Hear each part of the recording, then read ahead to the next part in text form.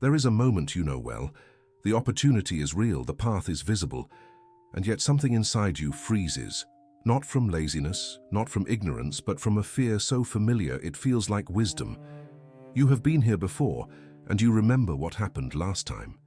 You remember the effort that came to nothing, the plan that unraveled, the confidence that did not survive contact with reality. So now, before you even begin, the question rises like smoke. What if I fail again? That question has more weight than any obstacle outside you.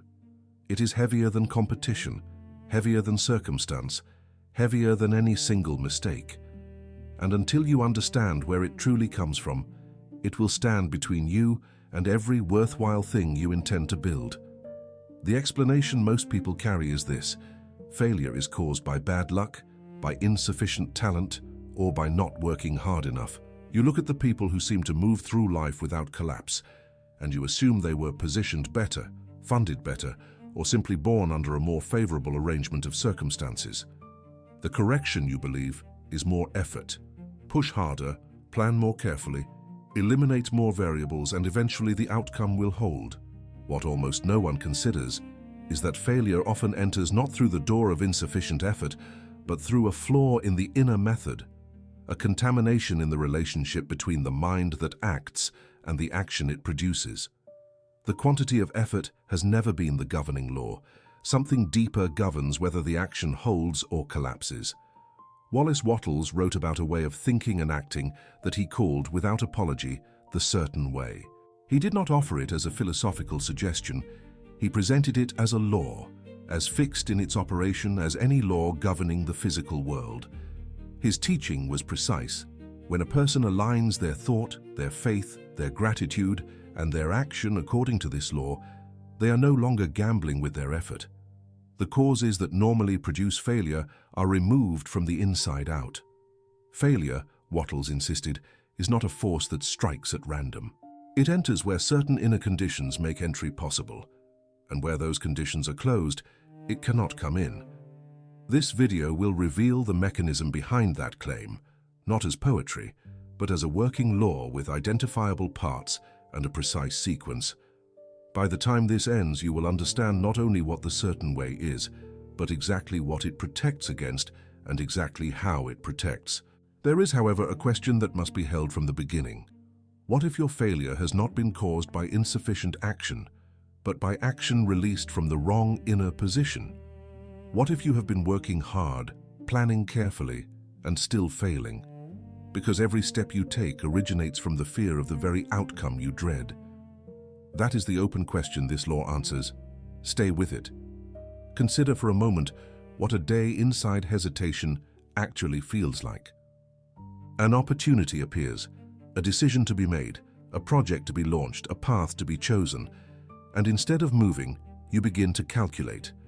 Not calmly, not strategically. You calculate with the trembling undercurrent of a person who does not trust the ground beneath them. You have seen opportunities collapse before. You know how it feels when effort turns to nothing. So you pause, and in that pause you rehearse every possible way the thing could go wrong, every angle at which it might fail, every scenario in which you are left worse than when you began. The people around you seem to carry no such weight.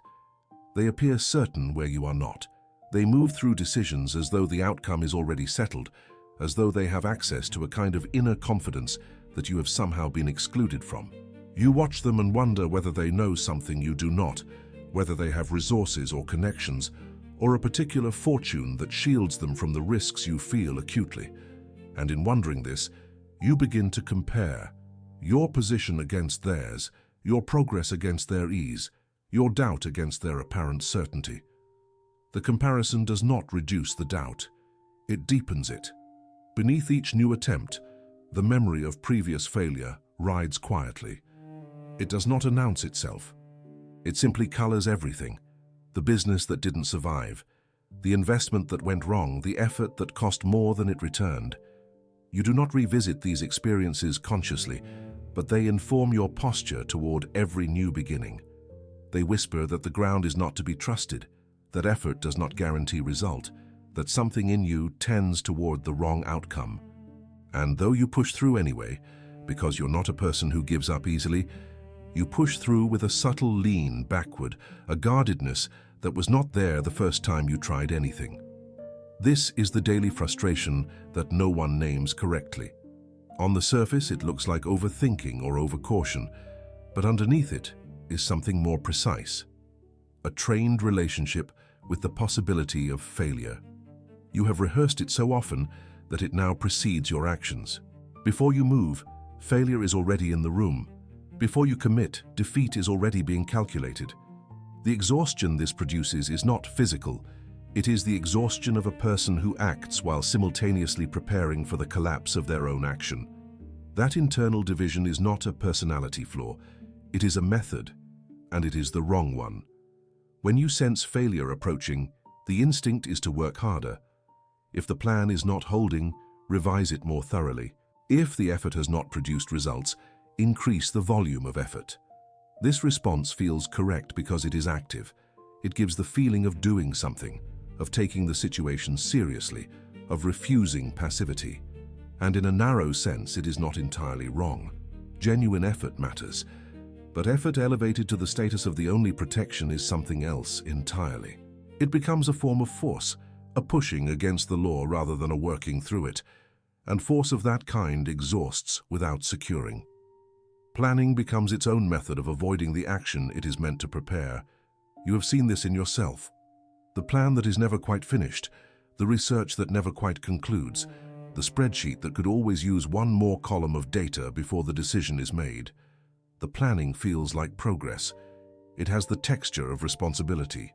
But behind it quietly is the belief that if you plan long enough, you can eliminate the possibility of failure entirely. That with sufficient preparation, risk will finally dissolve. This belief is not only false, but actively costly, because it trains the mind to regard movement as premature and delay as wisdom. Waiting for perfect conditions is the third face of the same false method. The timing is not quite right. The market is uncertain. The economy has shifted. The season is not ideal. There is always a reason that now is not the moment, and that reason is never entirely fabricated. Uncertainty is real. Conditions do shift. Timing does matter. But the person who waits for perfect conditions before acting has confused caution with law. Caution is a quality of observation. The perfect moment, as most who wait for it eventually discover, arrives only in retrospect after someone who was not waiting had already moved through it. Trying to eliminate all risk before beginning is the fullest expression of this false method. The logic seems sound. If I remove every variable that could go wrong, the outcome must go right. But this is not the law of creative action. It is the law of control, and it operates in a completely different domain. Control attempts to manage the external. The certain way governs the internal. The person who insists on eliminating all external risk before acting has never truly understood where failure originates.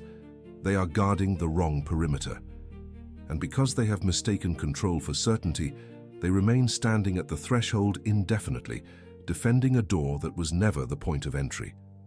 What is not immediately obvious is that every one of those false methods, the forced effort, the obsessive planning, the endless waiting, the elimination of risk, is rooted in fear. And fear, when it governs action, does not protect against failure. It moves toward failure along a route that feels like caution.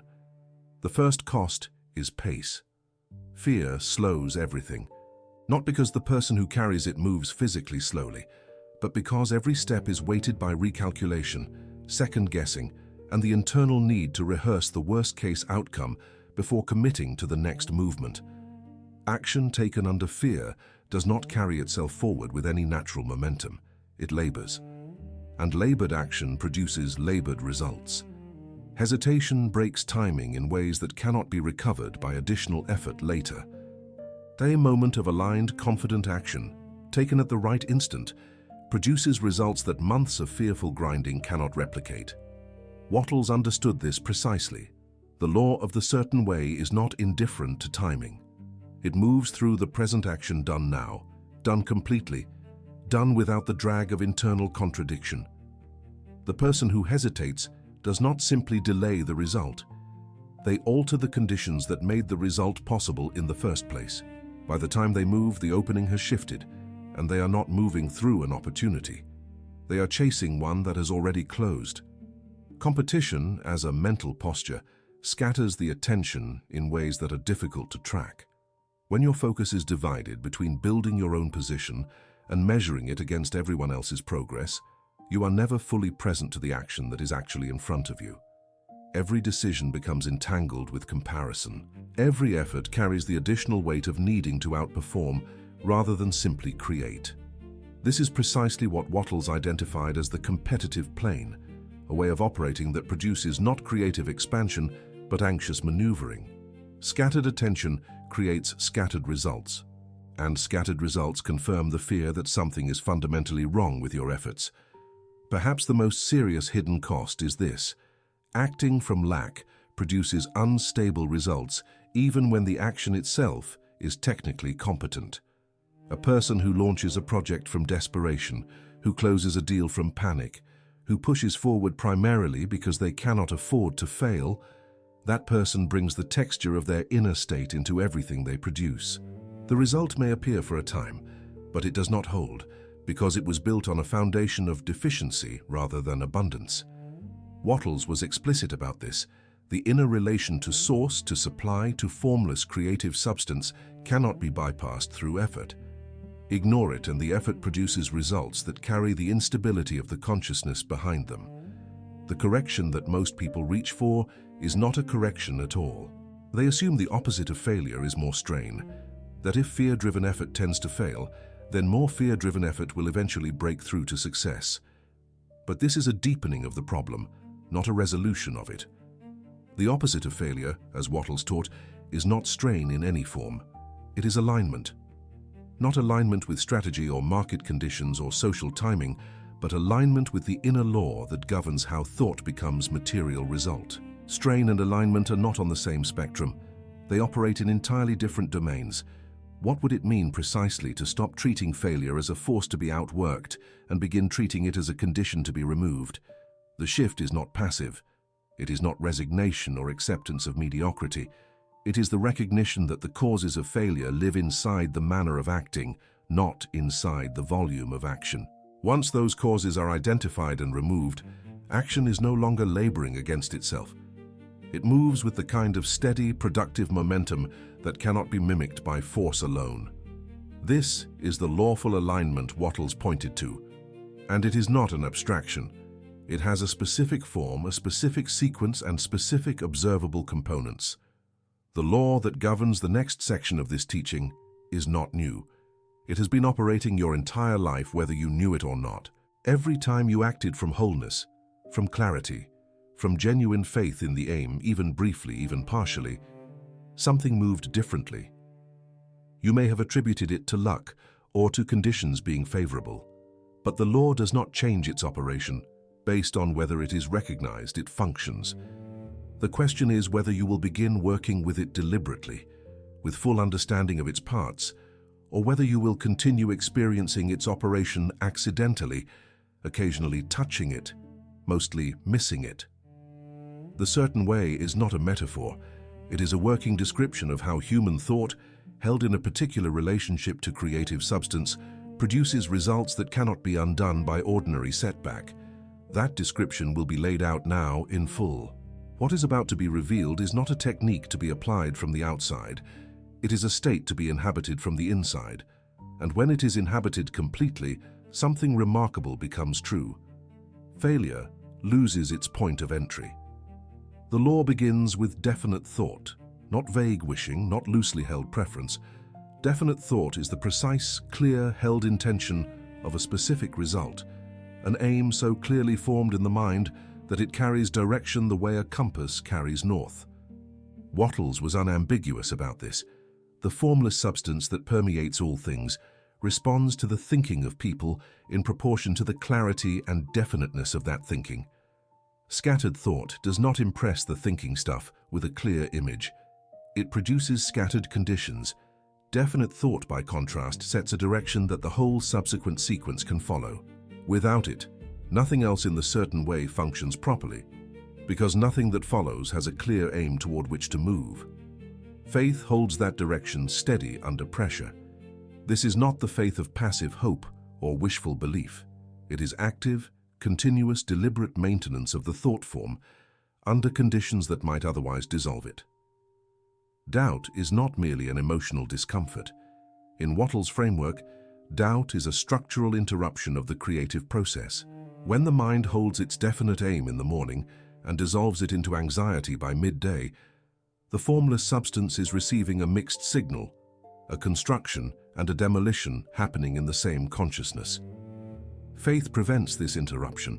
It is the psychological continuity that allows the definite thought to remain a stable influence on the creative process long enough to produce a result. Gratitude functions as the third essential element and the most frequently misunderstood. Wattles described gratitude not as a feeling to be cultivated for its own sake, but as the specific mental position that keeps the mind in correct relation to the source of all supply. The grateful mind does not resent what it has not yet received. It acknowledges the wealth already flowing through its life, however partial, and in doing so maintains an open and receiving posture toward more. Resentment closes this relation. Comparison closes it. The entitled attitude that demands without acknowledging closes it. Gratitude is the state that preserves the channel through which supply moves from formless into form. Efficient action is where the law meets the physical world. Wattles was careful to distinguish it from mere action. Efficient action is action taken on the present opportunity, done with full attention, done without waste, done without hurry. It is the physical expression of the inner alignment that precedes it. When thought is definite, faith is holding, and gratitude is preserving the source relation. The action that follows carries a quality that no amount of fear-driven effort can replicate. It is movement that is congruent with its own intention, and that congruence is not a poetic description, but a precise statement of what makes certain action productive and certain action wasted. When the sequence is complete, definite thought, faith, gratitude, efficient action, failure loses its mechanism. Consider what failure actually requires to occur. It requires that the aim be unclear or divided. It requires that confidence dissolve under resistance. It requires that resentment or anxiety interrupt the supply relation. It requires that action be wasted through haste, fear, or scattered effort. Remove each of those conditions through the four elements of the certain way, and failure has no working parts left. The gate through which it normally enters has been closed, not metaphorically, not wishfully, but structurally, through the deliberate operation of the law. Wattles did not write for people who were comfortable and already succeeding. He wrote in 1910 for ordinary men and women who were hemmed in by poverty, uncertainty, and the belief that wealth and security belonged to a different class of person than themselves. His teaching was not optimistic encouragement. It was closer to a technical instruction manual written in the language of spiritual law. He identified with precision the mental conditions that produce wealth, not as philosophical ideals, but as operational states that have specific, observable effects on the way life unfolds around a person who holds them consistently. What he taught was not random ambition dressed in spiritual vocabulary. He drew a clear distinction between the restless desire that drives most human effort and the specific inner relation that produces results governed by law. Ambition without the certain way is simply want in motion, energy moving without the organizing principle that would allow it to produce something stable. The certain way imposes a structure on that energy. It gives the desire a definite form, connects it to source through gratitude, sustains it through faith, and delivers it into the world through efficient present action. Without that structure, energy scatters. With it, energy creates. The certain way, in Wattles' teaching, is not primarily a technique. A technique is something you apply from the outside of a problem. The certain way is a state, a way of being inside the action that changes the nature of everything the action produces. This is a distinction most people resist because they prefer techniques. Techniques can be scheduled, followed, and evaluated. A state must be lived. It must be inhabited with enough consistency that it becomes the default relationship between the person and their activity. This is more demanding than following a method, but it is also more durable. Techniques fail when conditions change. A lawful state, properly inhabited, holds under conditions that would shatter any technique. What the certain way actually removes is the underlying cause of failure, not the external obstacles, but the internal conditions that make a person susceptible to being stopped by those obstacles. Consider the difference between two people facing the same difficulty. One is acting from fear, scattered thought, and anxious effort. The obstacle confirms their secret belief that they were going to fail anyway. They stop. The other is acting from the certain way, definite thought, faith, gratitude, present action. The obstacle is registered not as confirmation of failure, but as the present thing to be dealt with. They deal with it and continue. The difference between those two responses is not talent or luck. It is inner method. The man who acts in the certain way, Wattles insisted, cannot permanently fail. This is a strong claim. It deserves to be held carefully rather than dismissed as enthusiasm. What Wattles meant is that a person in correct inner relation to the creative law is continuously producing the conditions for advancement, not in a single dramatic moment, but in the accumulated effect of ordinary actions done without fear, without waste, and without losing the source connection. Failure in the ordinary sense requires a sustained inner position of deficiency, doubt, or misdirection. The certain way is the precise opposite of that position. It cannot produce the same effects. There is a misreading of Wattles that is perhaps the most dangerous form of engagement with his teaching. It goes like this: if I hold the right thoughts and maintain the right feelings, the results will come without my needing to act forcefully. If failure becomes impossible, then effort becomes optional. This reading is attractive because it offers rest to tired people, but it is a fundamental distortion of the law, and following it produces exactly the kind of disappointed inaction that gives failure its next opening. The law does not remove action. It removes wasted action. Every element of the certain way includes action as a necessary component. Definite thought without action is fantasy. Faith without action is passivity dressed as spirituality. Gratitude without action is sentiment. The certain way culminates in efficient action, not as an afterthought, not as a supplement to the mental work, but as the physical channel through which the whole inner sequence expresses itself in the world. Remove the action, and the sequence is incomplete. An incomplete sequence does not protect against failure.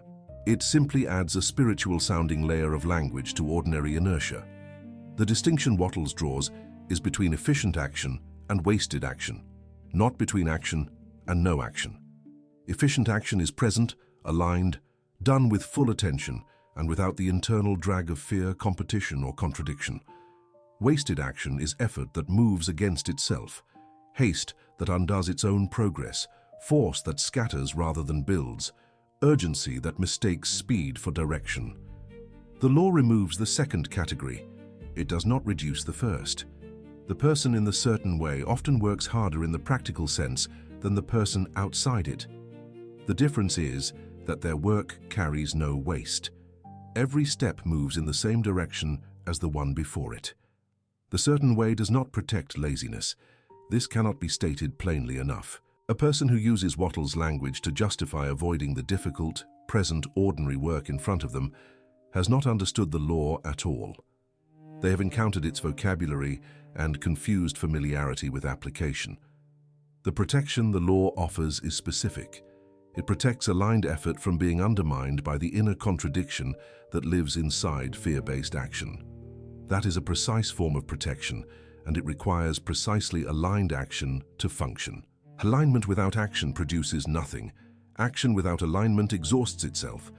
Together they constitute the certain way. It is also worth correcting the idea that the certain way promises immediate results. Wattles never claimed this. The law is not a mechanism for forcing the timeline of results. It is a mechanism for ensuring that every action contributes to the result rather than undermining it. The person who acts in the certain way does not necessarily receive faster outcomes than others, though they often do.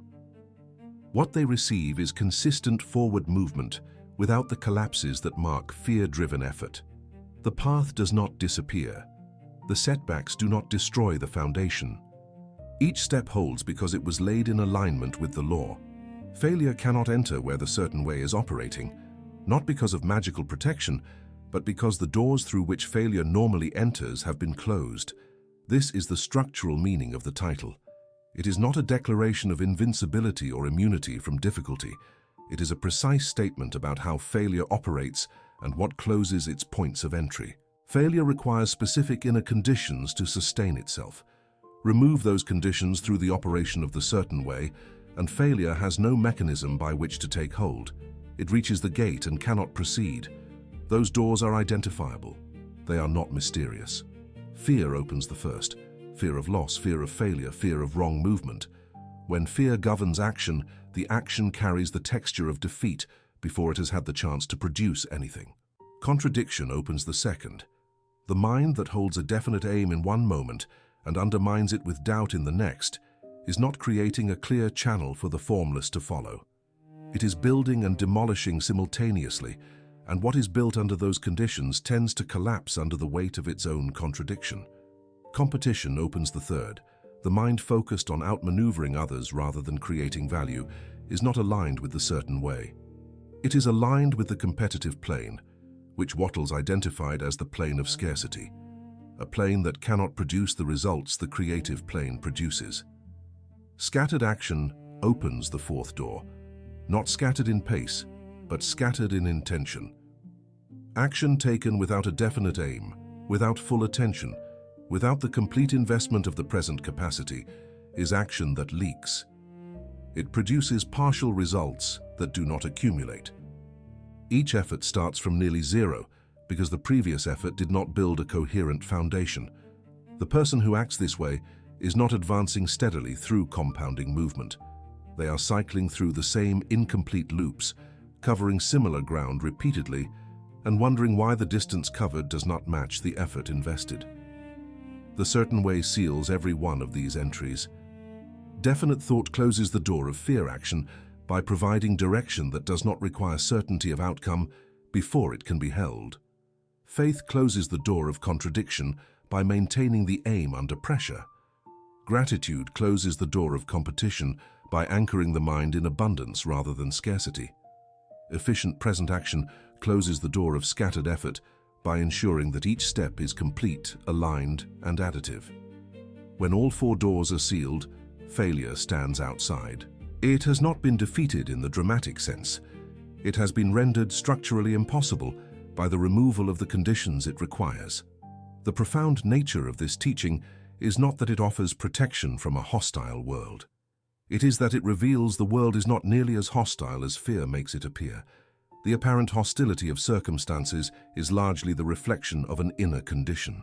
Change the inner condition through the certain way, and the same outer world begins to yield results it was always capable of producing. The gate has not changed. What has changed is who is standing at it and what they carry. The mechanism of the certain way is not any single practice or discipline taken in isolation. It is a unified inner state, a coherence between what the mind holds, what the body does, and what the soul maintains in relation to the source of all supply. This coherence is what Wattles meant when he spoke of acting in a certain way. The word certain in his usage does not mean merely confident. It means precise, lawful, aligned, in the way that a note struck in exact pitch resonates with everything around it, while a fractured note produces dissonance. The person acting in the certain way is producing inner resonance between thought, faith, gratitude, and action. That resonance is the mechanism. It is what prevents failure from finding purchase. At the center of this unified state is the definite aim, the specific held intention that gives the whole mechanism a direction to serve. Without a definite aim, the other elements have nothing to organize around. Faith would be generic optimism. Gratitude would be pleasant but unfocused. Action would be movement without destination. The definite aim is not a vision board or a loosely held wish. It is a thought held with such clarity and consistency that the mind can return to it under any condition. locate it without searching, and orient the next action toward it without hesitation. This specificity is what makes the aim capable of organizing the deeper resources that the certain way draws upon. The refusal to act from panic is perhaps the least celebrated but most operationally important element of the mechanism. Panic produces action that moves in many directions simultaneously. It is the inner equivalent of a person running in circles, expending genuine energy, covering genuine distance, and arriving nowhere. The person who refuses panic is not suppressing urgency. They are redirecting it. The urgency remains, but it is organized by the definite aim rather than scattered by fear. That organization transforms urgency from an obstacle into a propellant. The energy of genuine desire, when channeled through a clear aim and expressed through present action, is one of the most productive forces available to a human being. Present action done completely is the fourth element of the mechanism, and its most immediate expression in the physical world. Wattles was specific about this. The certain way is not practiced in some future action once conditions improve. It is practiced in the present action, the one that is available now, the one that sits at the edge of the current capacity. That action must be done completely, meaning with full attention, without dividing the mind between the present task and the anxiety about 10 steps ahead.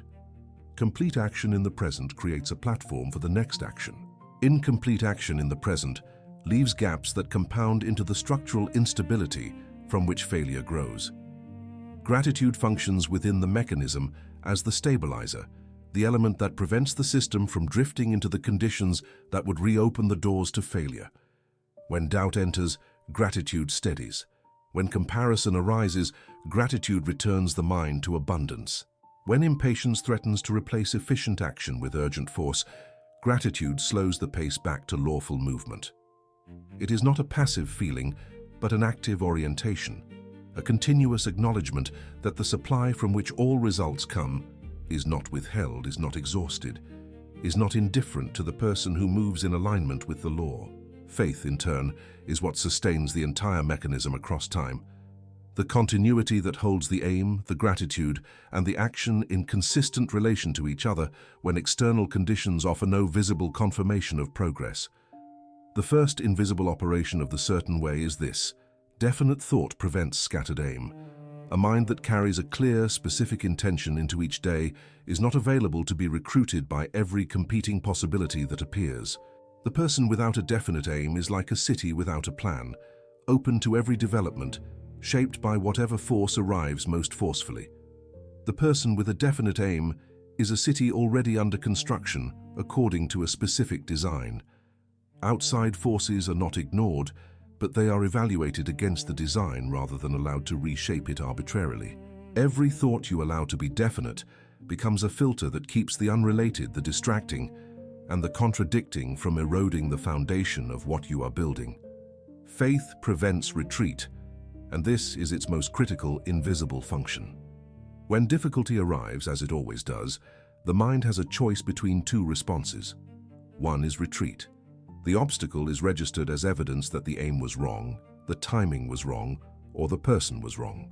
This response dissolves the progress that preceded the difficulty. The other response is faith. The obstacle is understood as the present thing to be overcome on the path toward the aim, not as a signal that the path is closed. Faith does not pretend the difficulty is not real. It refuses to allow the difficulty to carry the meaning of defeat. In making that refusal, it preserves the trajectory that all previous action has been building.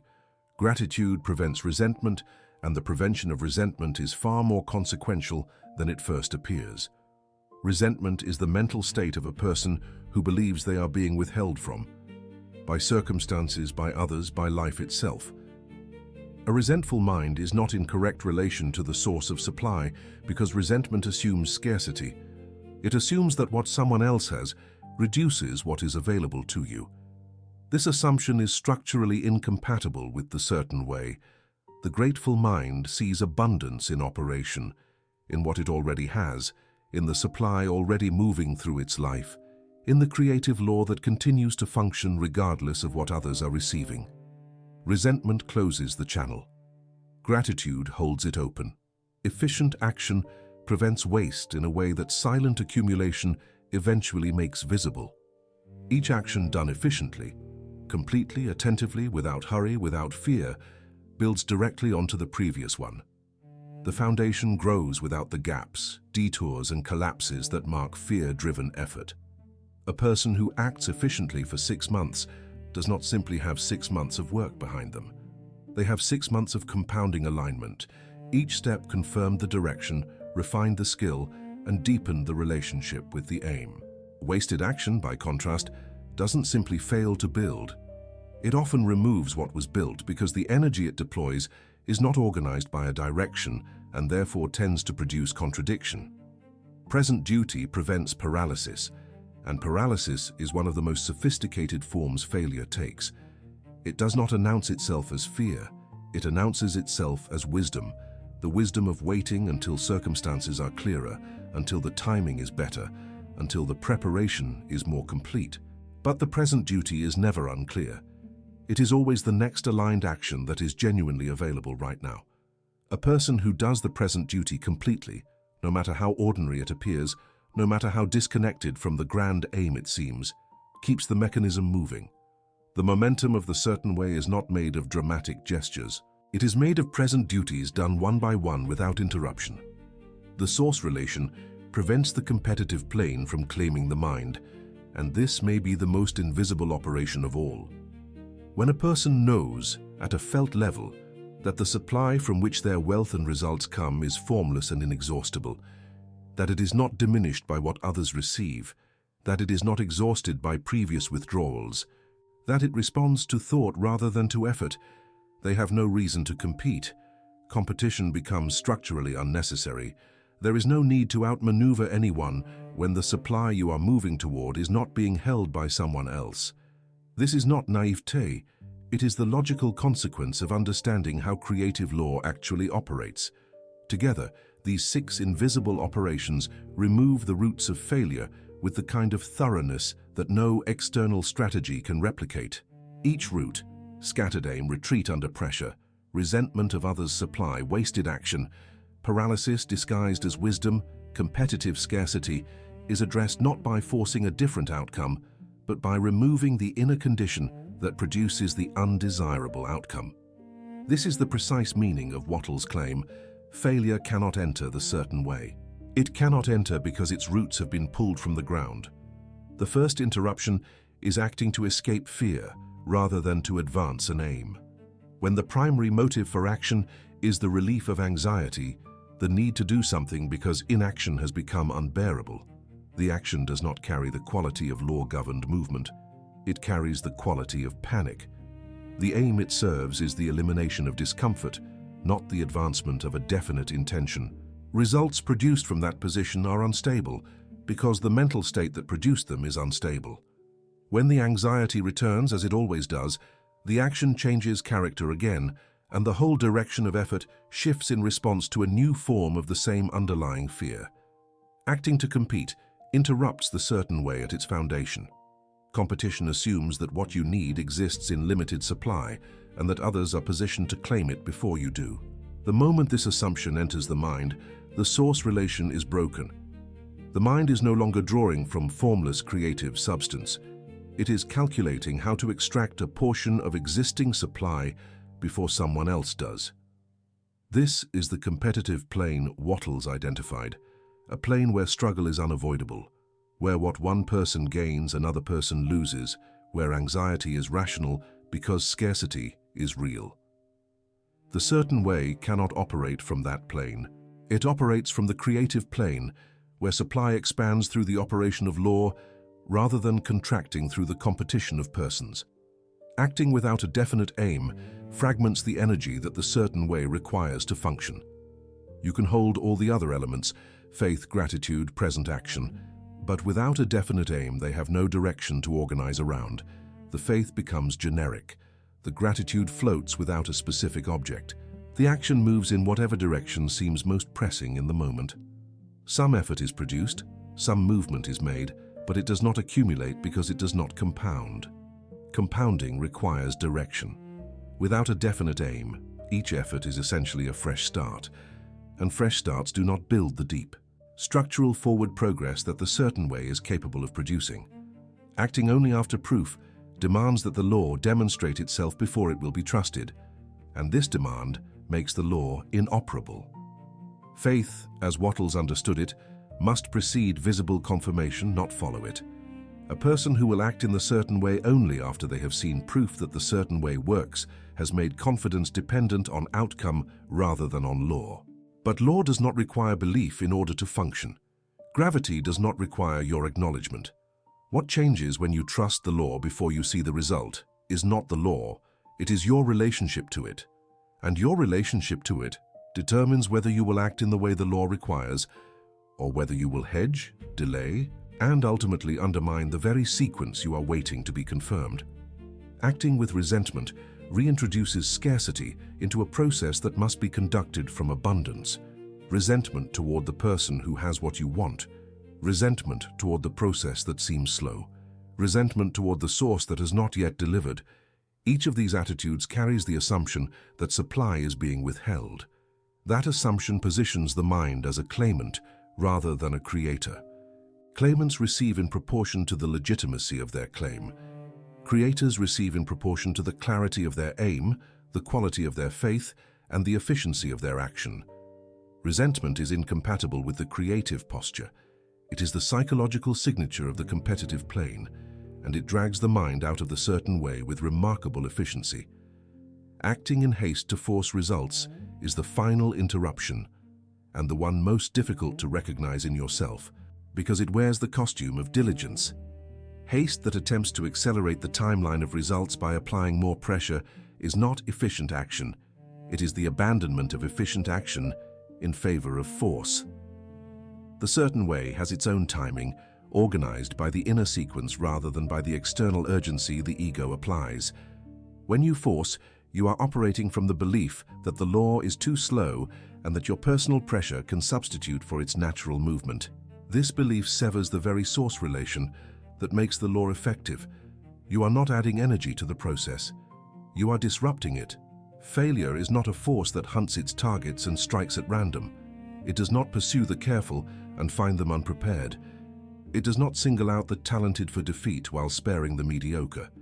Failure is a condition, a specific arrangement of inner circumstances that produces predictable outer outcomes. And like any condition, it requires a point of entry. Without entry, it remains outside. Understanding failure this way is transformative because it shifts the entire question from how do I overcome failure to what are the gates through which it enters and how are they closed. The first gate is fear. When the mind conducts its action from a foundation of fear, fear of loss, fear of wrong movement, fear of another collapse, it creates the precise inner texture that failure requires to take hold. Fear does not simply color action, it restructures it. The aim becomes vague because a definite aim is too exposed to disappointment. The faith weakens because faith feels dangerous when failure is expected.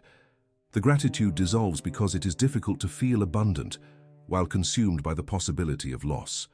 Fear, in other words, dismantles the certain way from the inside, one element at a time. Each dismantling opens the gate a little wider. Competition opens a different gate, and the crowd that walks through it is larger than most realize. The person who has shifted from creating to competing has left the creative plane and entered the domain of scarcity.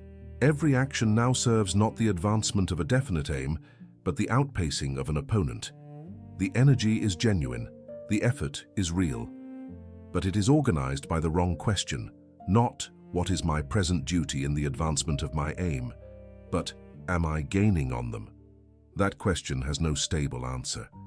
The opponent changes, the comparison shifts, the measurement moves, and the person trying to pace themselves against a moving target cannot maintain the steadiness that the certain way requires. Doubt opens the third gate, and it does so gradually enough that the entry often goes unnoticed.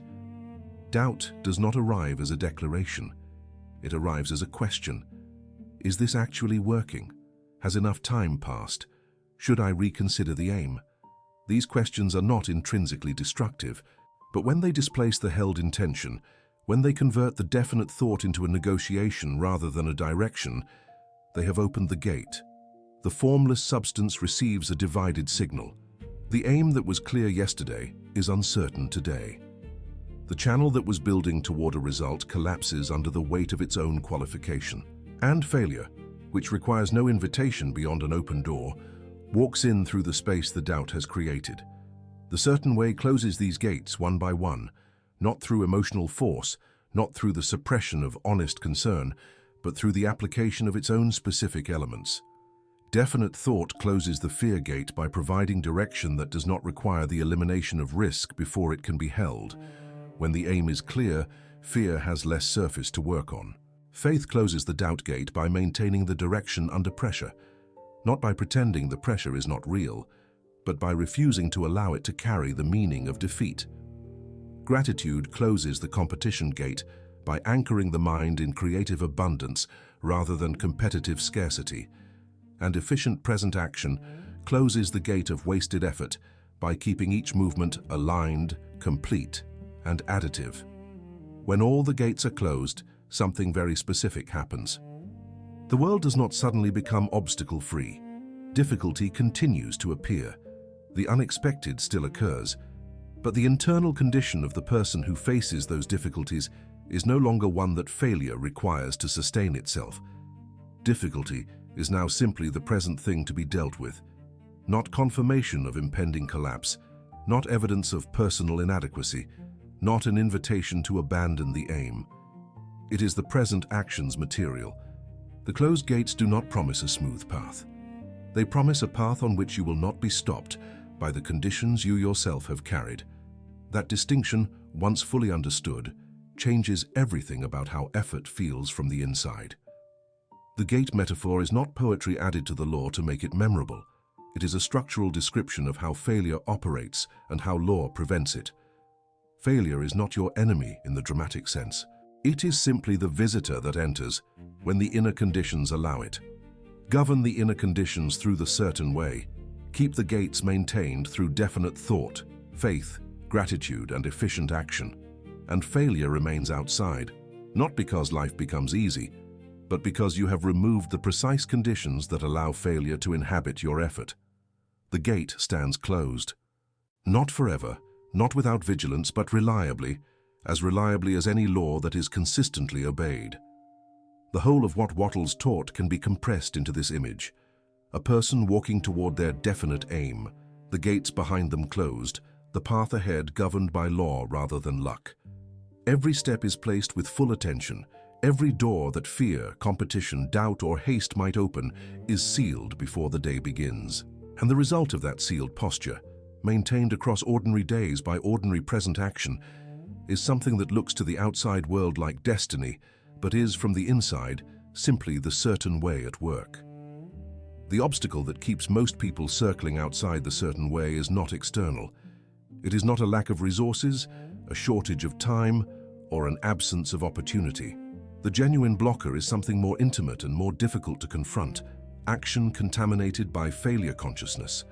This is action that moves, that appears committed, that may even be technically competent, but that carries, woven through its every movement, the expectation of defeat.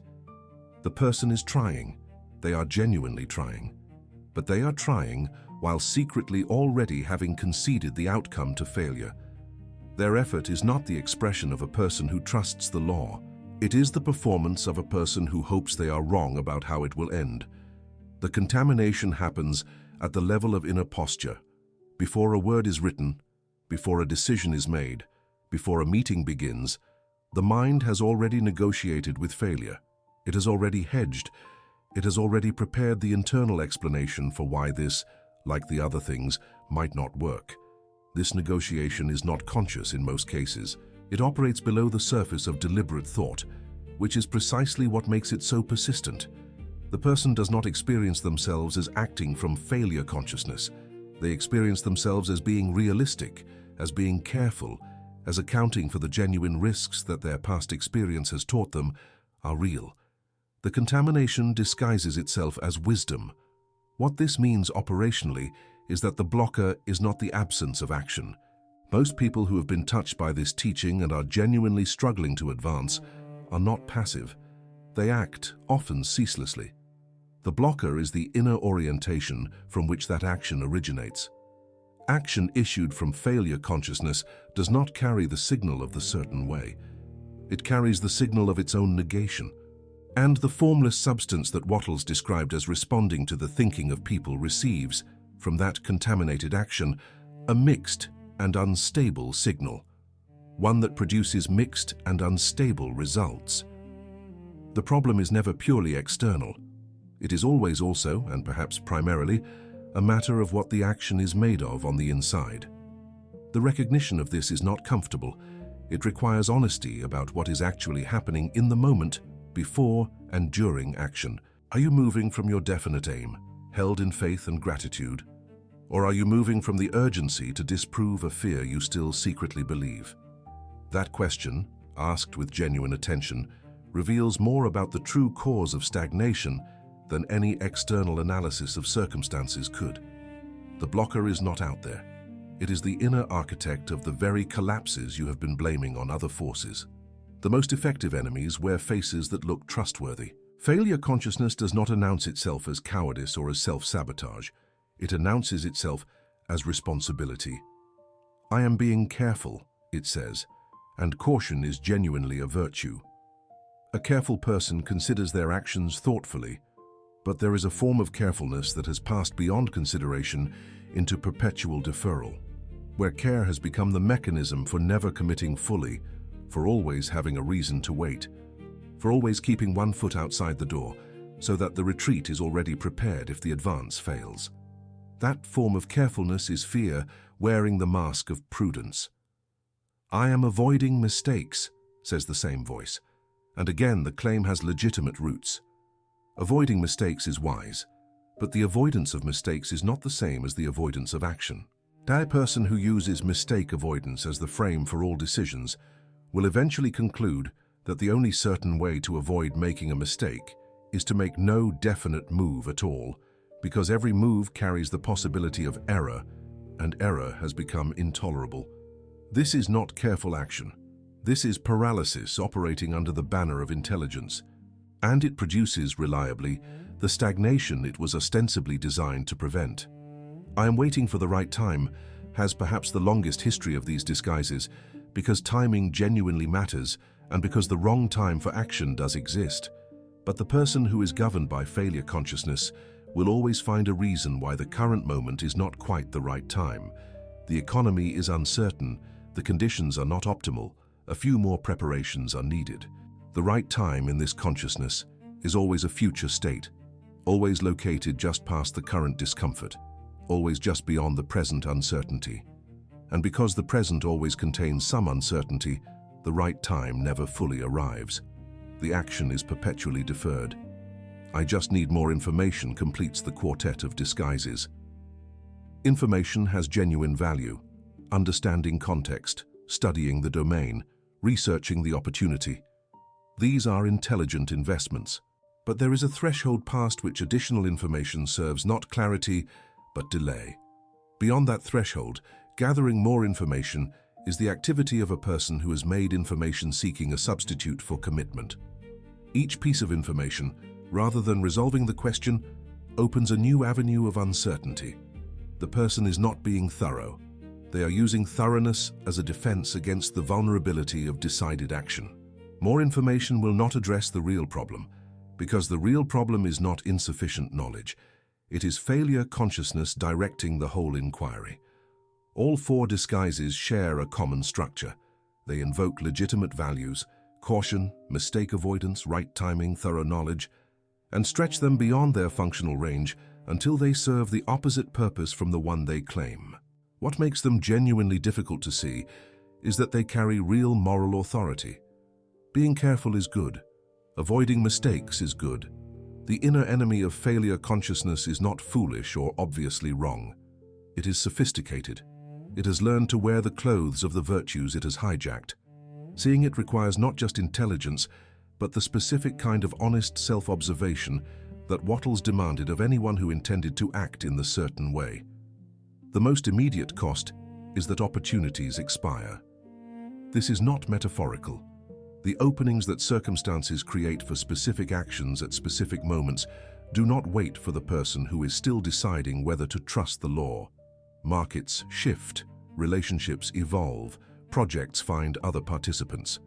The window that existed 6 months ago, when you were still gathering information and waiting for a better time, may not exist in the same form today. Failure consciousness, in its insistence on perfect conditions before commitment, burns through genuine opportunities with the quiet efficiency of time itself.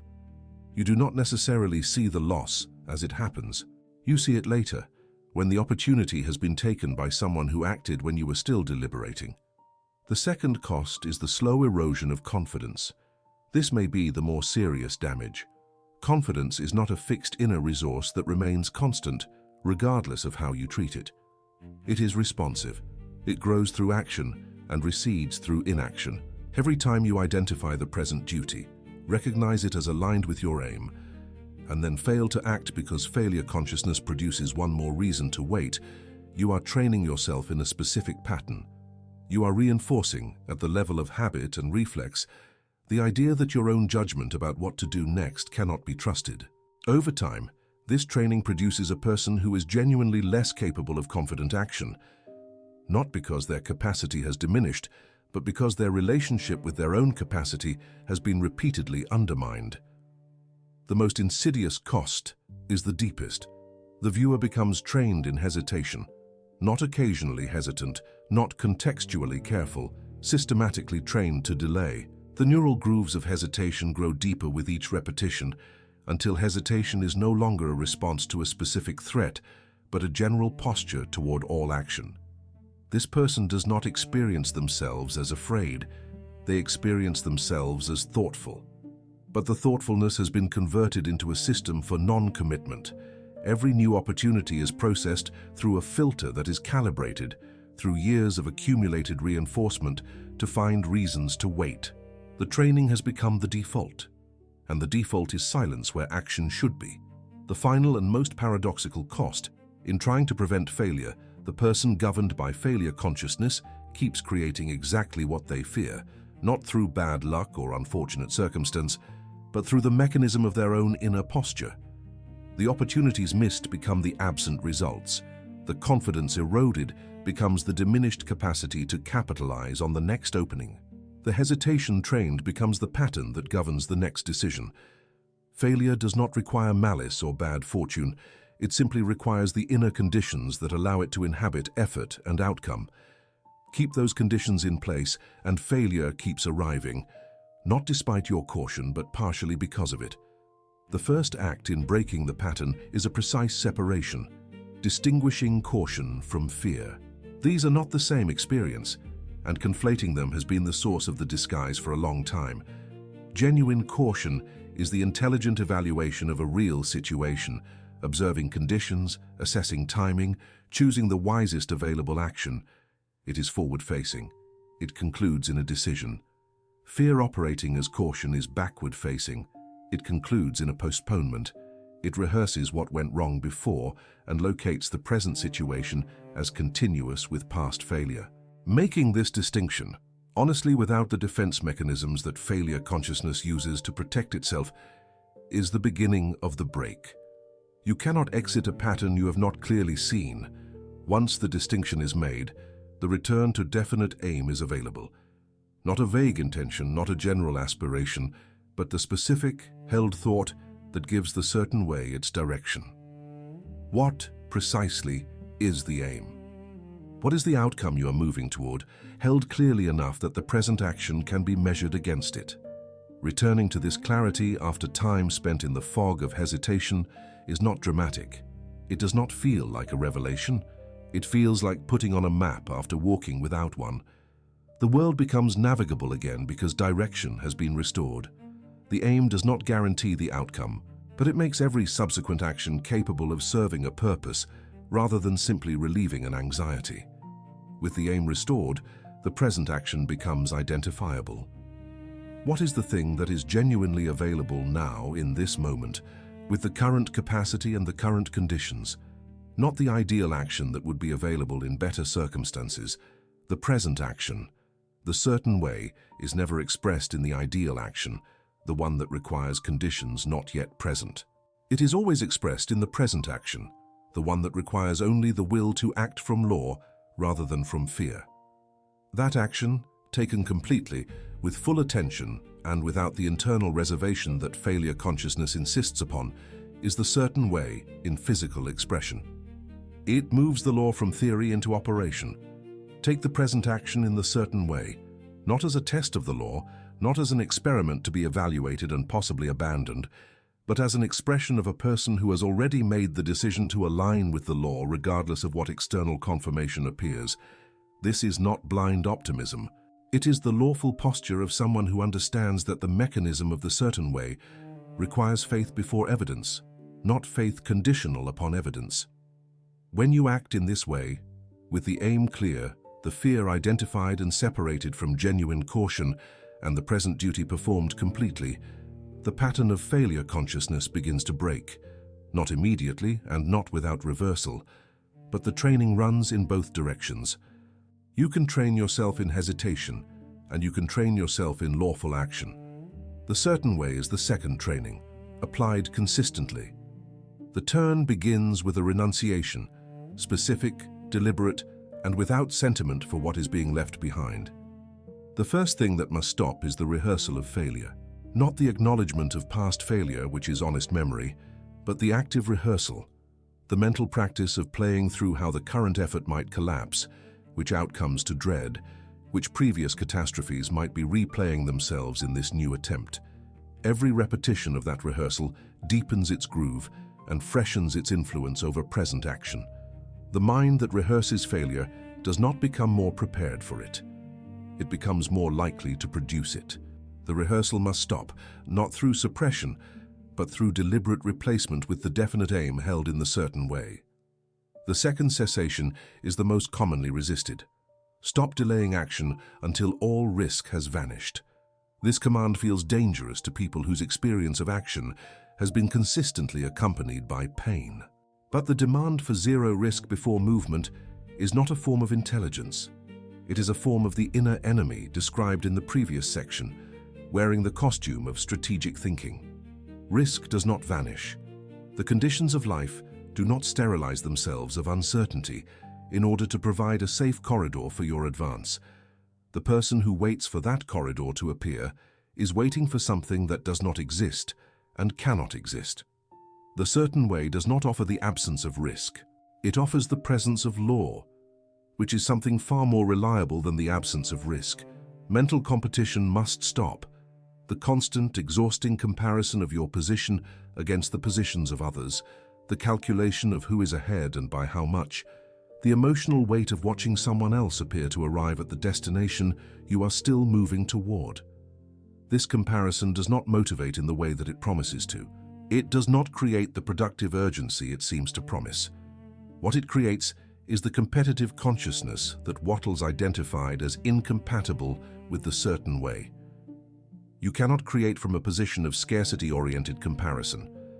Competition at the mental level relocates you to the competitive plane, and on the competitive plane, the certain way has no operating room. The comparison must stop so that the creative orientation can be restored. Past failure cannot be used as prophecy, and this cessation may require the most sustained effort of all. Past failures are real events that have genuine lessons to offer about timing, method, inner state, and practical adjustment, but they are not oracles.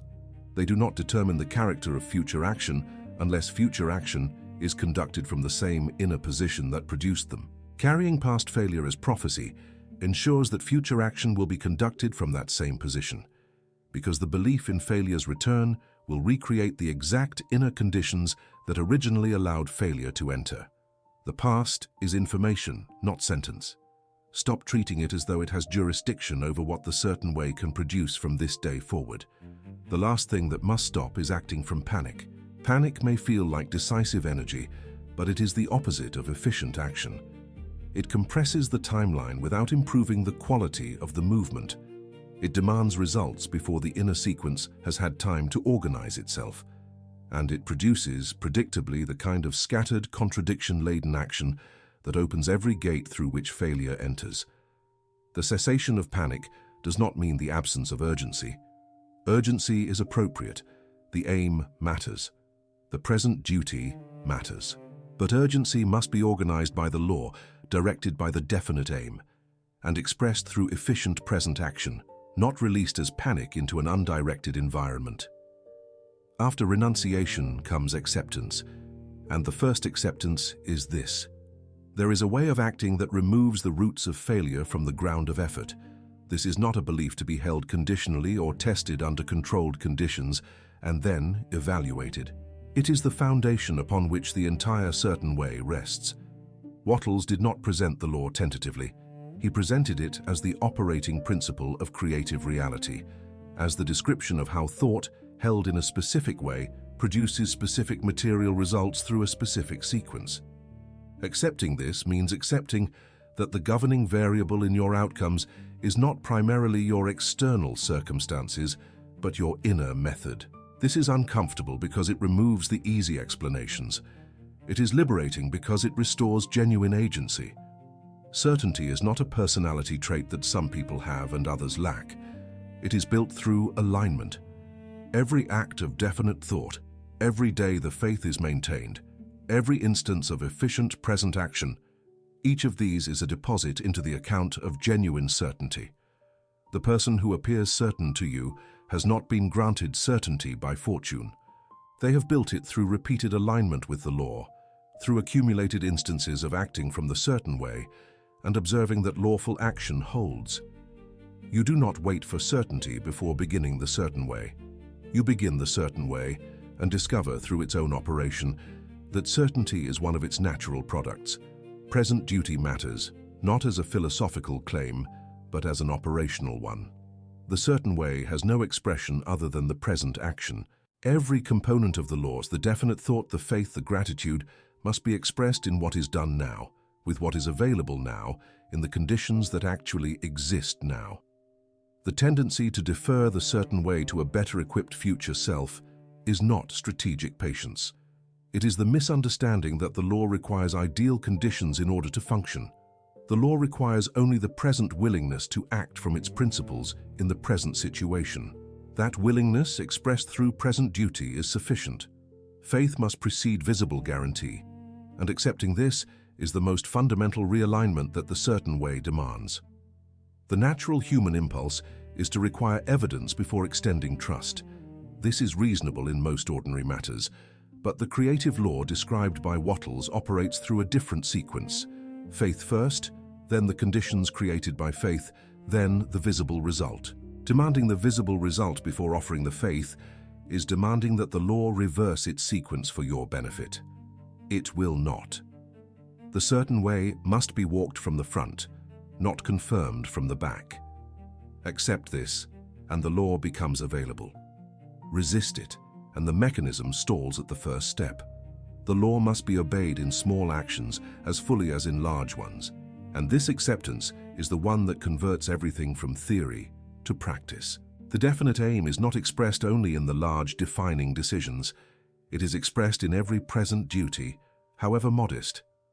The thought held on an ordinary Tuesday morning, the gratitude maintained through an unremarkable afternoon, the present action done completely in an uninspiring circumstance. These are not rehearsals for the real certain way. They are the certain way in its actual form. The law does not distinguish between the impressive action and the humble one. It responds to the inner method, not the outer magnitude. Accept this, and ordinary days become the actual material of extraordinary outcomes. The statement that must now be internalized is not a motivational phrase. It is a declaration of lawful fact. Failure cannot enter the certain way. Say it without the desperate emphasis of someone who is trying to convince themselves. Say it with the measured confidence of a person reading a law from a text they did not write. Failure has requirements for its entry. The certain way denies those requirements one by one.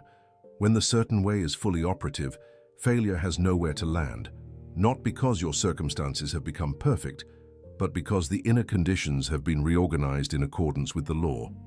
This is the position from which all further action should originate. Not a hope, not a wish, but a structural fact about how the law operates. I act from law, not fear.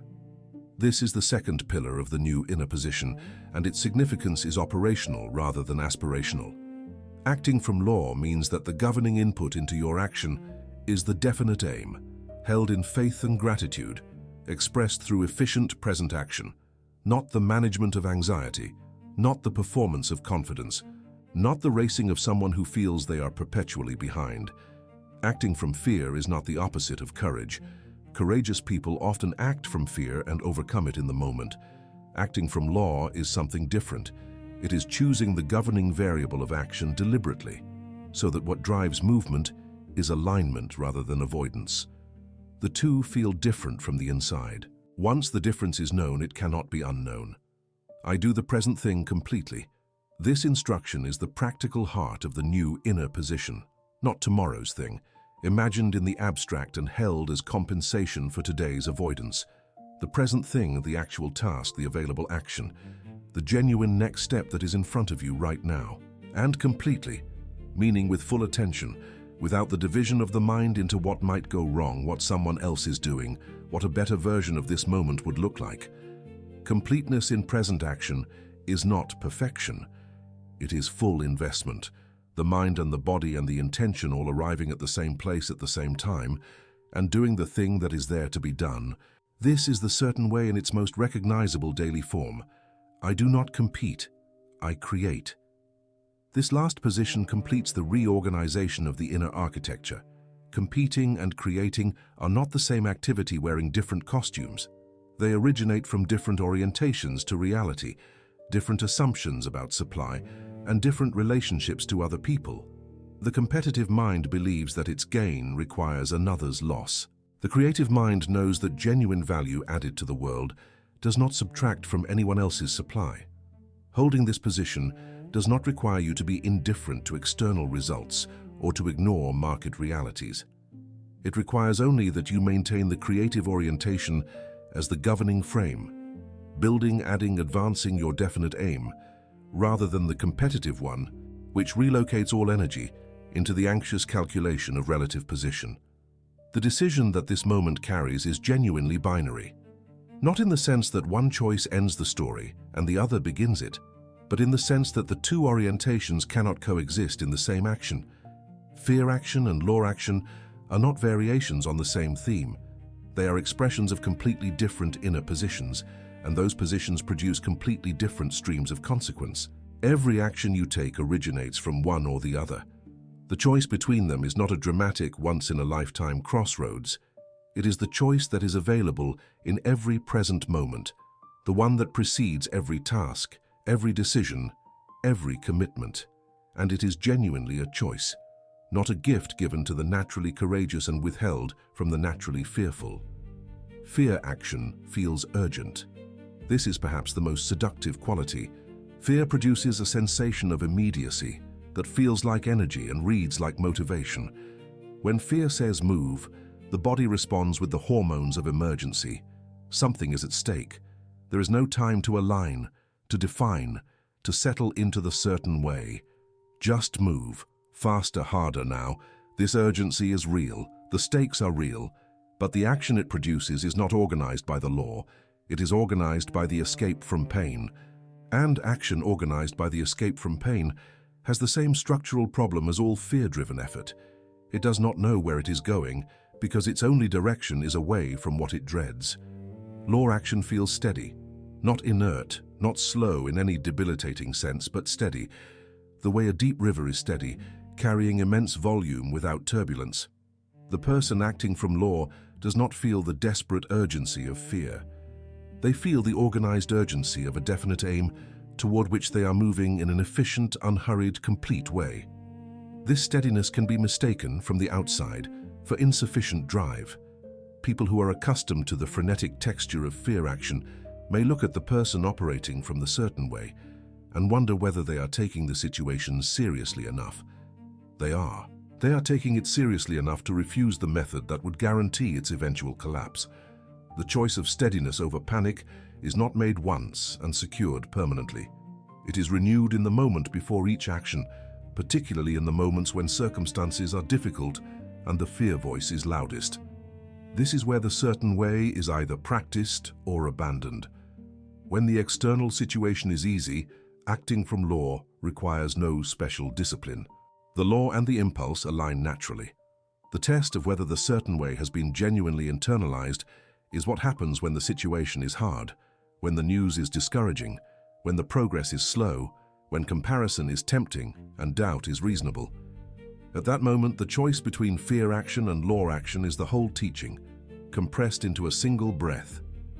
Choose steadiness, choose law, return to the definite aim, restore the gratitude, identify the present action, and move from there. The first daily practice of the certain way begins before action and before planning. It begins with a question, one question asked honestly. Am I moving from fear or from law? This question is not rhetorical. It requires a genuine pause and a genuine look at the inner state from which the upcoming action is about to originate. If the answer is fear, and sometimes it will be, the practice is not to shame the answer but to observe it clearly and then make the deliberate return to the certain way. The question does not produce the alignment automatically. It simply creates the moment of conscious choice that automatic action forecloses. Without the question, action begins from wherever the inner state happens to be. With it, the inner state can be intentionally governed. Once the check is made, the next move is to define the aim, not the grand aim reviewed once and assumed to be active, the specific aim for the present action, the present day, the present task. What precisely is this action in service of? What is its relationship to the definite intention? If the action is genuinely aligned with the aim, it can be entered with full investment. If it is not, if it is a distraction, a panic response, or a competitive gesture with no connection to the definite intention, that misalignment is worth knowing before the energy is spent. Defining the aim for each action is not an administrative burden. It is the practice of maintaining the directional integrity of the certain way throughout the ordinary movement of the day. Entering gratitude before action is the third element of the daily shift. Not a ritual performed for its own sake, but a genuine return to the acknowledgement of supply already operative in the life. Before the task begins, before the meeting starts, before the email is written, a moment of honest appreciation for what is already present, already flowing, already real. This moment does not need to be long. It needs to be genuine. The grateful posture reorganizes the relation to source that fear and competition tend to displace.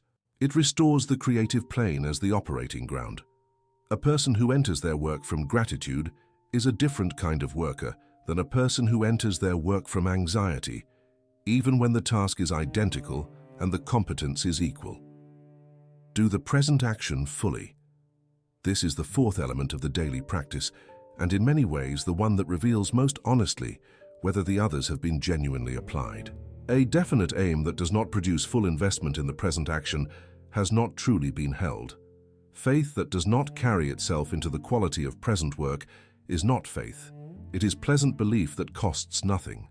Gratitude that does not express itself in the attentiveness and care of present action is sentiment rather than state. The fullness of the present action is the proof that all three preceding elements were genuine. It is also the mechanism through which they produce their results. The law operates through the present action. Nothing else is available as its vehicle. The fifth element is the continuous refusal of mental competition. Throughout the day, as comparison arises, as it will because the mind is trained by years of competitive culture to evaluate position, return to the creative frame. Someone else's progress is not your loss. Their advance does not reduce your supply. Their pace does not set the governing measure for your own. Each time the competitive thought arises and is released, each time the creative orientation is restored in its place, the mental training of the certain way deepens. The deliberate refusal is not suppression. It is the active choice of a different governing assumption, one that is not only spiritually correct, but operationally superior. Thought discipline is the internal housekeeping of the certain way. It does not require silence or the elimination of difficulty. It requires the deliberate replacement of specific thought patterns that undermine the mechanism with thought patterns that sustain it. The most corrosive of the undermining patterns is, "What if I fail?" Not because the question is illegitimate in some absolute sense, but because holding it as the governing frame of action converts the entire effort into a preparation for a feared outcome. Replace it precisely and deliberately with the recognition, "I act in the certain way." This is not the suppression of concern. It is the substitution of a governing frame that allows the law to operate rather than one that prevents it. The thought, "I must force this," is the mental signature of a person who has left the certain way and entered the competitive, scarcity-driven domain where effort replaces alignment. It arises when the results are not visible, when the timeline feels long, when patience has worn thin and panic has begun to seem like the only remaining strategy. The replacement is not passive. I must align and act. This formulation preserves the urgency without abandoning the law. It acknowledges that movement is necessary and that the present moment demands a response, while insisting that the response come from alignment with the inner sequence rather than from force applied to an external result. The difference between these two inner phrases is the difference between the certain way and the competitive plane. "Others are ahead of me" is the thought that relocates effort from the creative plane to the competitive one most efficiently. The moment you accept this framing, that others are ahead, that their position relative to yours defines the urgency and direction of your action, you have converted your definite aim into a race, and races are won on the competitive plane, which means they are won at the cost of the creative alignment that makes the certain way possible. The replacement thought is the one Wattles embedded at the foundation of his teaching. Creation is not competition. There is no competition when your supply comes from formless creative substance. What you build does not subtract from anyone else's building. Replace the comparative thought with that understanding, not once in a grand moment of insight, but consistently, every time the comparison arises. Thought discipline is not achieved through a single decision. It is achieved through repeated, patient, undramatic redirection. Each time the undermining thought arises, each time the fear thought surfaces, each time the comparison appears. The redirection does not need to be forceful or emotional. It needs to be consistent. The certain way in thought is the same as the certain way in action. It asks not for intensity, but for alignment, not for a single heroic effort, but for the steady, repeated application of the governing principle until the new pattern becomes the default. Thought discipline practiced this way is not an addition to the certain way. It is the certain way expressed at the most fundamental level, the level where everything else begins. The relationship between thought discipline and the results it produces is not symbolic. Wattles was specific. The thinking stuff that fills all space responds to definite thought impressed upon it with consistent faith. Undisciplined thought, scattered, fearful, competitive, self-contradicting, cannot impress the thinking stuff with a clear form. Disciplined thought, held steadily in the certain way, creates the inner form that creative substance can follow into material expression. Thought discipline is therefore not an exercise in positive thinking for its own sake. It is the proper operation of the most fundamental tool the law places in human hands. Do what is at hand. This single instruction carries more practical wisdom than a library of strategy books, because the person who reliably does what is genuinely at hand, rather than what would be available in better circumstances, rather than what someone else is doing, rather than what would be more impressive, is a person who keeps the certain way moving through the material world without interruption. The action at hand is always available. It does not require special preparation or ideal conditions. It requires the willingness to engage with the present reality rather than the imagined future, in which action would be easier. This willingness is the certain way's practical heart. Do it with excellence, not the performance of excellence designed to be observed, but the genuine investment of full capacity in the present task. Excellence in the certain way is not about producing a polished result for an audience. It is about the inner quality of the engagement, the full attention, the complete effort, the refusal to deliver something less than the present capacity allows. This quality is not reserved for important tasks. It is practiced in every task, because the certain way does not distinguish between the task that seems significant and the task that seems minor. The law responds to the quality of the inner engagement, and that quality is either present or absent, regardless of the magnitude of the visible task. Do it without hurry, which is not the same as doing it slowly. Hurry is the substitution of urgency for direction. The hurried person moves fast and loses the thread of the aim. They cover ground without building the foundation that only careful, complete action can create. Unhurried action is action that maintains its connection to the definite aim throughout its execution. That does not sacrifice the quality of the present step for the speed of arriving at the next one. This unhurried quality is not casual. It is the steadiness of a person who trusts the law enough to give each present action the time it requires rather than compressing it under the pressure of fear. Do it without fear. And this is the instruction that most directly expresses the turning point of this teaching. Fear in action is not a feeling to be pushed through and tolerated. It is a contaminant to be recognized and removed from the governing position. The action taken without fear is not action performed by a person who has no concern about the outcome. It is action performed by a person whose concern has been organized by the definite aim rather than scattered by anxiety. The absence of fear from action does not mean indifference. It means that the energy available for the action is not being partly consumed by the preparation for failure. All of it serves the aim. This is the action of a person who is not gambling, but operating. Do it as a person already related to supply.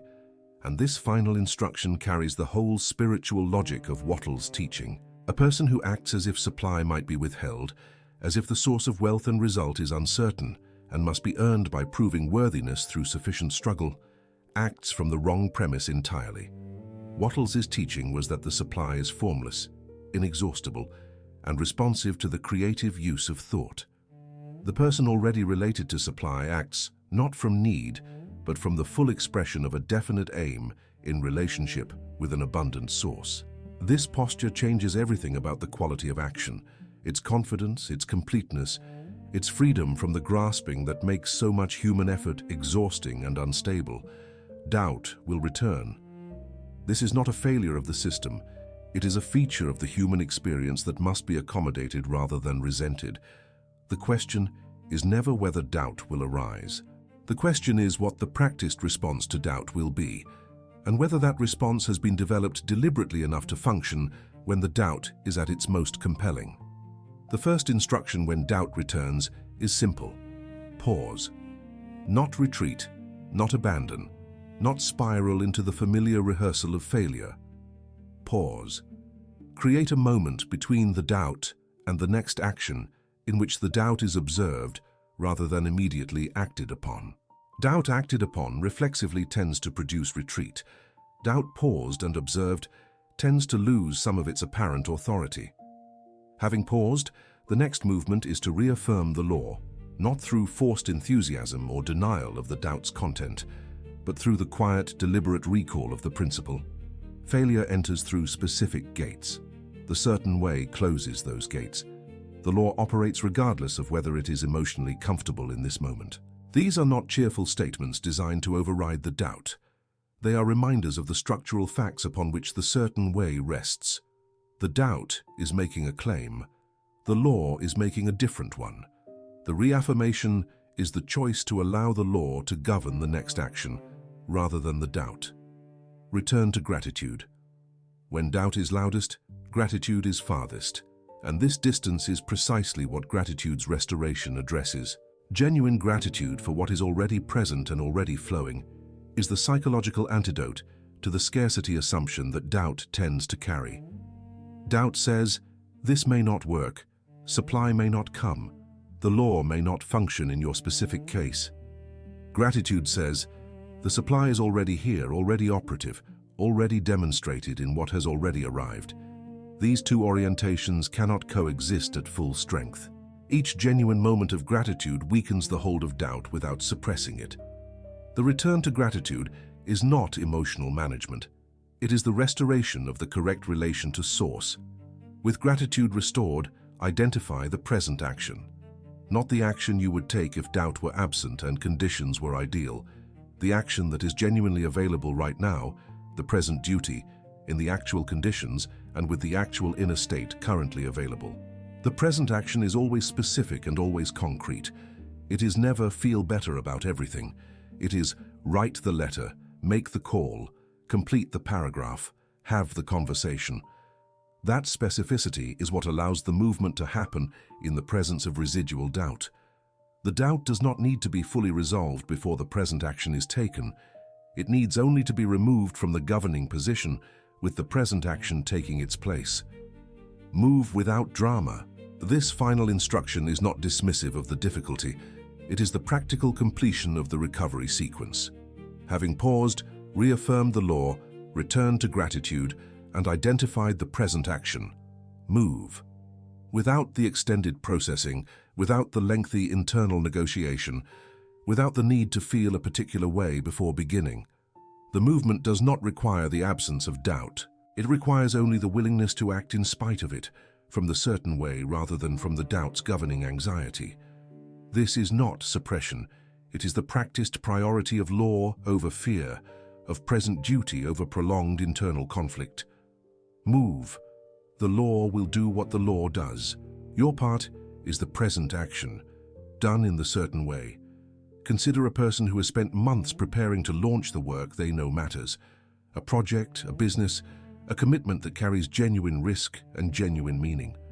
They have researched extensively. They have revised the plan until revision itself became a way of not committing. They know the aim. They have the capacity, and yet they remain at the threshold, governed by a fear so practiced it no longer announces itself as fear. It presents as caution, as responsibility, as the wisdom of being thorough. They are waiting for the moment when failure is no longer a real possibility before they will proceed. That moment will not come. Then something shifts, not an external change in conditions, an internal one. The obsessive focus on what could go wrong, the mental rehearsal of collapse, the catastrophic imagining that had become the daily practice, is recognized clearly for what it is, not wisdom, not caution.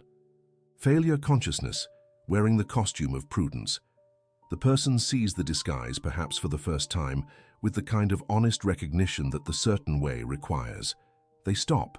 They do not push through the fear with gritted determination. They simply stop rehearsing the failure and ask the honest question: what is the present action in the service of the definite aim? The answer is immediate, because the definite aim, once restored to its governing position, makes the present action obvious. The launch is the present action, not the ideal launch prepared under perfect conditions with every variable controlled. The actual launch, executed from the present capacity and the present alignment, done completely and with full investment. The aim is clear. The gratitude is restored. Genuine acknowledgement of the supply already flowing through the work already done, the skill already built, the preparation already completed. The faith is engaged, not as a feeling but as the active maintenance of the definite thought under the conditions that exist. And the present action begins. What happens next is not miraculous, it is orderly, and the word orderly carries more meaning here than miracle ever could. The action, because it is aligned rather than contaminated, produces results that hold. Obstacles appear, as they always do, but they are dealt with as present duties rather than as confirmations of anticipated failure. The foundation does not collapse under the first difficulty because the foundation was not built from fear. It was built from law. Each subsequent action adds to what the previous one created, rather than undoing it in the anxiety of the next day. This is the certain way in operation. Not dramatic, not effortless, not immune to challenge, but orderly, progressive and protected from the inside by the inner method that closes every gate through which failure requires entry. The full teaching of the certain way compresses, at its essential core, into a single observation. Failure enters through contradiction, and the certain way closes contradiction at its source. Every form of failure that most people experience, the collapsed effort, the dissolved confidence, the expired opportunity, the repeated return to zero, is traceable to some version of inner contradiction. The mind holds a definite aim in one hand and undermines it with doubt in the other. The action moves forward in one direction, while the inner state pulls in another. The effort is genuine, but it moves against itself, and what moves against itself cannot build.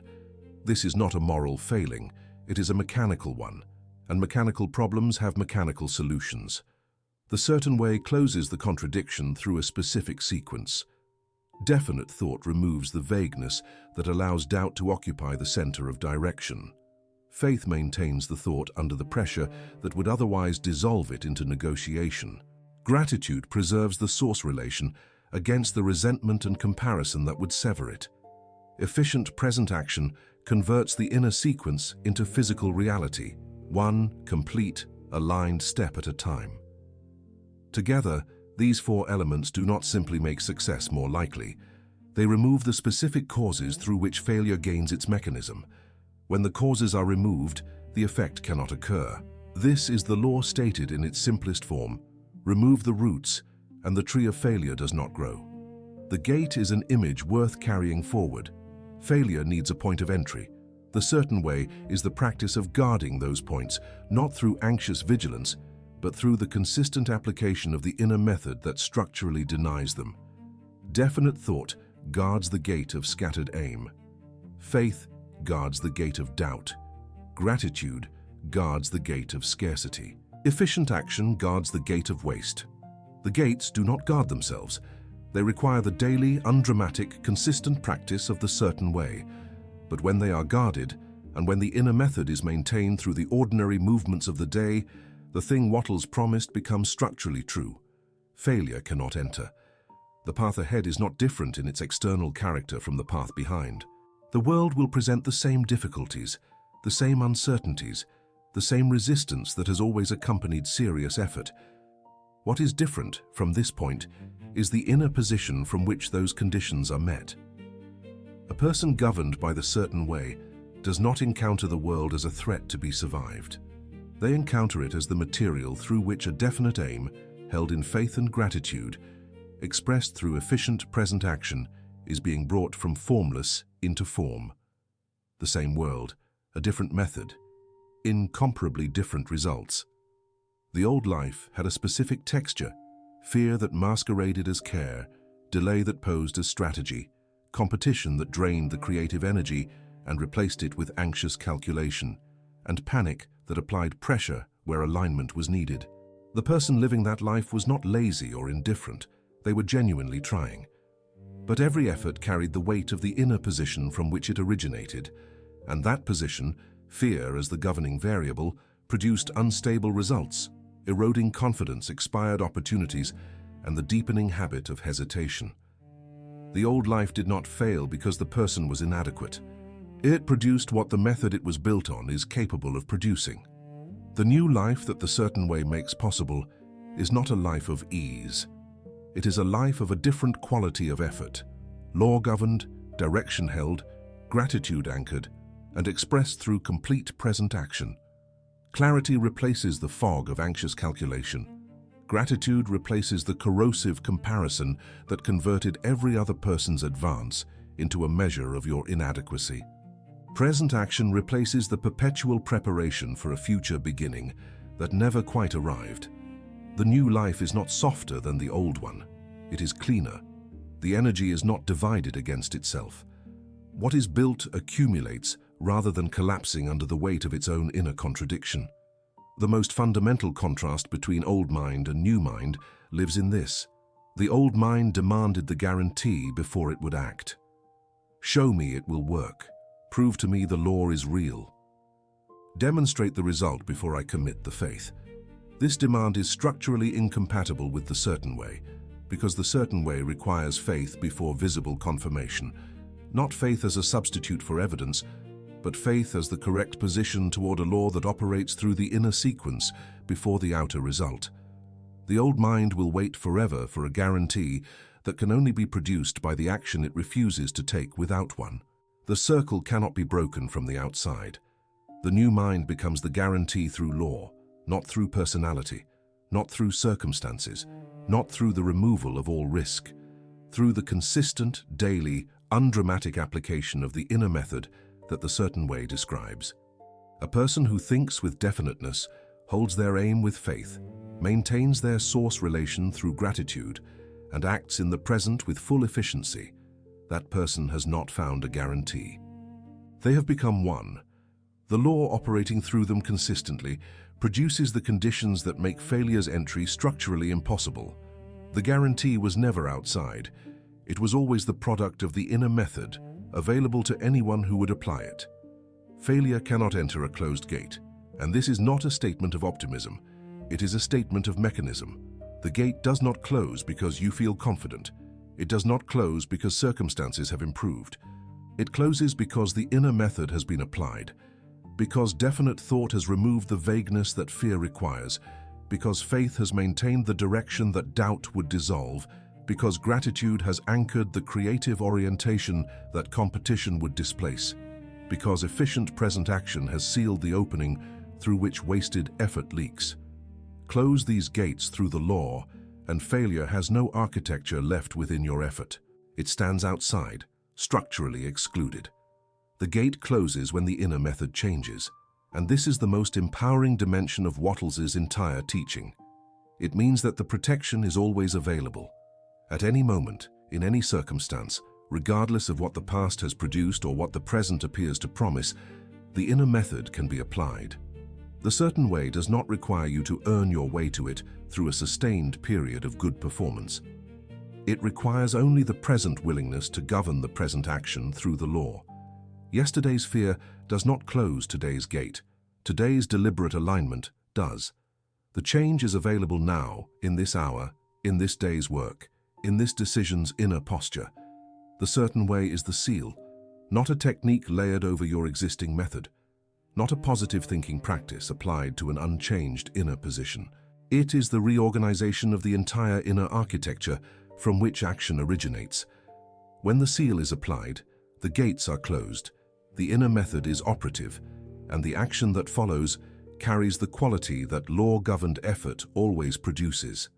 The quality of movement that does not undermine itself, that builds on what it creates, that encounters difficulty without converting it into evidence of failure, that advances toward a definite aim with the steady, unhurried momentum of someone who knows which law they are working with. That is the seal. That is the certain way. Everything that has been laid out in this teaching leads to a single moment of inner decision, the decision to stop straddling the line between the old method and the new one. The knowledge of the law is not sufficient. The understanding is not sufficient. Even the genuine desire for the change is not sufficient, because desire without commitment is simply another form of the same hesitation that has already cost so much. The moment has arrived to make the declaration that converts understanding into identity. Not a declaration made to an audience, but a declaration made to the governing self, the one that decides, from its inner position, what kind of action every future moment will express. The declaration is not a vow of perfection. It is not the promise that fear will never return, that doubt will never arise, that every day will be a flawless expression of the certain way. It is the vow of lawful action, the commitment that when the choice between fear action and law action is made available, which it always is, you will choose law. That when the inner method is challenged, which it always will be, you will return to it deliberately, without drama, through the sequence of pause, reaffirmation, gratitude, and present action. This vow, held and acted upon consistently, is the practice of the certain way. It is also its own reward. Comment the declaration below. Let it be yours from this moment. The teaching of Wallace Wattles is not a set of ideas to be considered and eventually perhaps applied. It is a law to be lived from the inside out, expressed in the character of every action, the quality of every held thought, the orientation of every present duty. What this video has laid before you is not a system to be followed from the outside. It is a description of how the creative law already operates, and an invitation to bring your own inner method into alignment with it completely. The person you become through that alignment is not more fortunate than the person you were before. They are more lawful. And in the domain of creative action, lawfulness is the only protection that holds. When you carry the certain way into your life, not as a philosophy reserved for important decisions, but as the governing inner method for every present action. Something very specific becomes true about the relationship between your effort and its outcomes. The gates are closed, the roots of failure are removed. The action you take is not gambling against an indifferent world. It is the physical expression of a definite aim, held in faith, anchored in gratitude, delivered through efficient present movement. That expression, sustained across ordinary days through ordinary actions, is what the certain way actually looks like from the inside. Not dramatic, not effortless, but deeply ordered. Say it now, not to the screen, but to the part of you that has been negotiating with failure for as long as you can remember. Say it as the seal on the decision that this teaching has been building toward.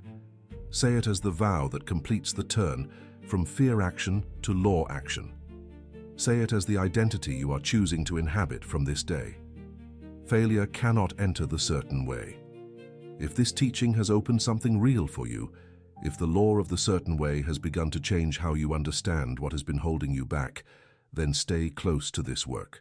Subscribe to this channel and remain in contact with the deeper currents of Wallace Wattles' teaching as it is explored further. The certain way, the nature of formless supply, the law of gratitude, the precise relation between thought and material result, and everything that comprises a life governed by creative law rather than competitive fear. There is more of this. There is the full architecture of Wattles's world, built for the person who is ready to receive it. This channel exists for the person who is no longer satisfied with surface explanations, who knows that the governing laws of wealth and action run deeper than strategy, deeper than effort, deeper than any technique the competitive world has produced. Return when you are ready to go further. The teaching continues. From this day forward, the rehearsal of failure ends, not because failure is no longer possible in the ordinary world of circumstances, but because the inner method that makes it possible within your effort is being deliberately replaced by the method that closes its entry. You will not rehearse collapse. You will not carry past failure as prophecy into present action. You will not wait for guarantee before offering the faith that the law requires first. The rehearsal ends here, replaced by the definite thought, the sustained faith, the genuine gratitude, and the present action done completely. You will act from law. This is the commitment that the certain way demands and delivers. Not from fear, not from the competitive desperation of a person who believes they are falling behind, not from the frantic urgency of a person trying to outrun their own doubts. From law, from the steady, organized, aim-directed inner position of a person who understands which force governs the outcomes they are moving toward. That understanding, expressed through consistent daily action, is not a belief system. It is a method, and the method works in proportion to the consistency with which it is applied. Whatever you carry forward from this teaching, carry this most carefully. The gate is real, the law is real, and the choice of inner method is always yours. Every morning you are given the opportunity to begin the day's work from fear or from law. Every present action holds the moment of that choice within it. Make it deliberately, in the certain way. And the thing that this teaching has promised from its very first word will not be a hope or an aspiration. It will be the structural fact of your effort, confirmed not by feeling, but by the consistent operation of the law that governs it. Failure cannot enter where the certain way is kept.